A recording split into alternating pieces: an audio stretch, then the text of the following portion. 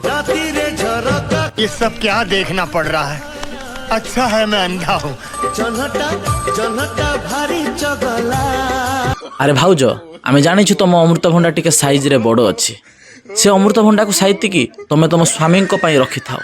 अरे कहना क्या चाहते हो? ତମେ ଯେଉଁ ସୋସିଆଲ ମିଡ଼ିଆରେ ଆସି ନିଜ ଏମିତି ତଳ ଉପରେ ଯାଇ ନିଜର ସାଇଜ ଦେଖାଉଛ, ଏମିତି ସବୁ ଦେଖିବାର ମାନେ କ'ଣ? नहीं सारुण के यहाँ कुछ तो गड़बड़ है, जरूर कोई ना कोई गड़बड़। ତମ ସ୍ୱାମୀ ପାଖରେ ତମେ କ'ଣ ସନ୍ତୁଷ୍ଟ ନାହଁ? अरे बाप रे, ये तो धोती खोल रहा है।